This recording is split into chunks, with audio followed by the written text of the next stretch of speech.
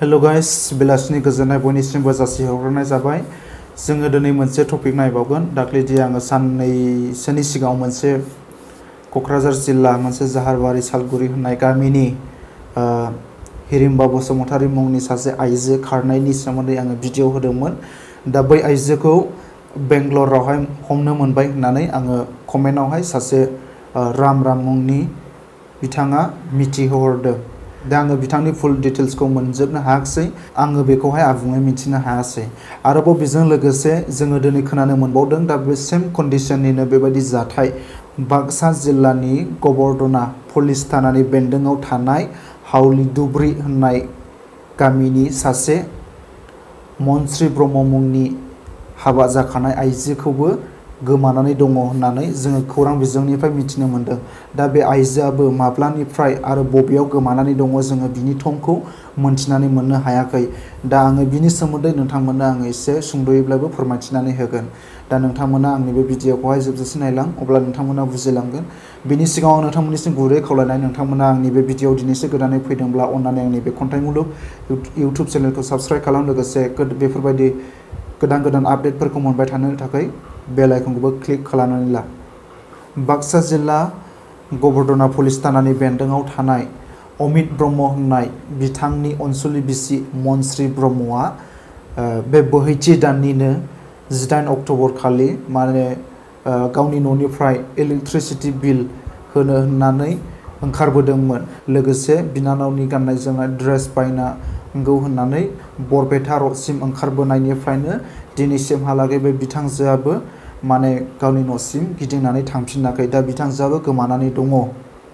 दा बिनि बिसाया बिनि जेबो थं गुमुर एबा खौरां मोनिलाय बे मनस्रि ब्रह्मआबो बबेयाव थांनानै थाहैखो आरो बबेयाव दङ बिनि जेबो खौरां मोनिलाय दा हिन्जावनि न'खरावहाय दंहैयो नामा साननानै गावनि बिहाव बिखुनजोनावबो खौरां लाबाय आरो लोगोसे सोरबा जाथि खुरमाफोरनाव थांदों नामा होननानै गोबां खौरां लाथिंबायबाय। दा गोबां संदाननायनि गेजेरजोंबो बिथांजोनि जेबो खौरां मोननो हायिलाय, लोगोसे बिनि सेलफनाबो दिनैसिम सुइच अफ जानानै दङ गोमानाय समनिफ्रायनो। लोगोसे जेबो राहा मोनिलाय अमित ब्रह्म बिथाङा सिमलागुरि आउटपस्टआव गांसे FIR होनाय जाबाय। लोगोसे बिथाङा गासै जोंनि बर' हारिनि रायजो राजाफोरखौबो गुरैयै खावलायबावदों, नैबे सावगारियाव होनाय मनस्रि ब्रह्म नैबे आइजोखौ बबेयावबाफोर जुदि नुयोब्ला नैबे जानबुं नम्बरावहाय खौरां हरनो थाखाय गुरैयै खावलायदों। जानबुं नम्बरा जाहैबाय 7099201865। दा दिनै बेफोरबायदि हिन्जाव खारनायनि जाथाया जोंनि बर' समाजाव बा बर' हारियाव दिनैनिल' गोदान बाथ्रा नङा, बियो सिगांनिफ्रायनो जाबोबाय थागासिनो दङ।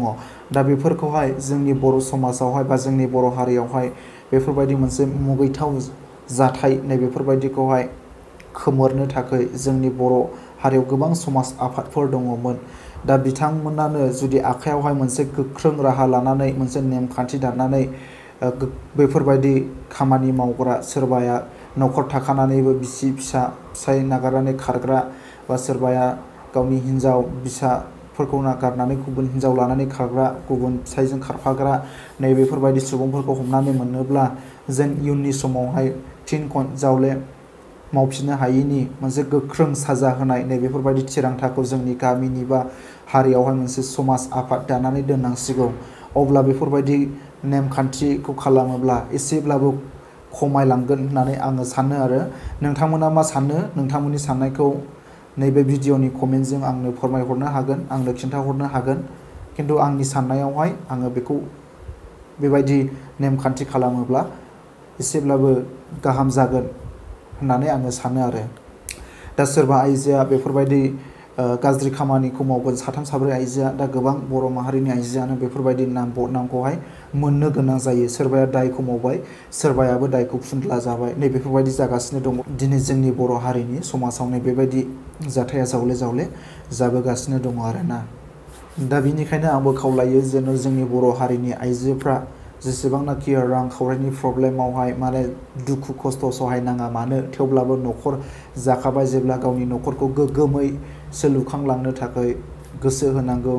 गावनि गथ' गथायखौहाय मोजाङै फोरोंलांनानै जेन इयुनाव रांखावरिनि जेंनाजों गावसोर न'खर जानायाव गोग्लैनांदोंब्लाबो जोंनि फिसाफ्रा बेफोरबायदि जाजाहैथों होननानै मोजां फोरोंलांनो बा गावनि न'खरखौहाय रांखावरिनि जेंनानिफ्राय माबोरै फोजोबलांनो हागोन, बोरै जेंना जेंसिखौहाय सुस्रांलांनो हागोन नैबेखौसो नाजानांगौ आरोना। माबा मोनसे रांखावरिनि प्रब्लेम जायोब्ला गुबुन हौवाजों खारफानाय, सोरबा हौवानिफ्राय रां जाख्ल'नाय नैबेफोरबायदि गाज्रि मोनसे खामानिनिफ्राय जोंनि बर' आइजोफ्रा गोजानाव थानांगौ।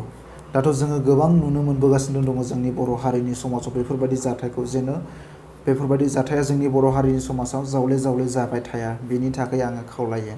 स' लोगोफोर, आङो दिनैनि बे सुंद' बिबुंथिखौहाय बा भिडिअखौ एसेयावनो दोनथ'नाय जाबाय। नोंथांमोना आंनि बे चेनेलाव बा आंनि भिडिअआव दिनैसो गोदानै फैदोंब्ला अननानै आंनि बे खन्थाइ मुलुग इउटुब चेनेलखौ साबस्क्राइब खालाम, लोगोसे बेफोरबायदि गोदान गोदान आपडेटफोरखौ मोनबाय थानो थाखाय बेल आइकनखौबो क्लिक खालामनानै ला। बिनि थाखाय आं नोंथांमोन बयनिसिमबो गुरै खावलायनाय थाबाय। स' लोगोफोर, बिदिब्ला इयुननि भिडिअआवहाय जोङो लोगो मोनलायफिनसिगोन। गोजोन्थों।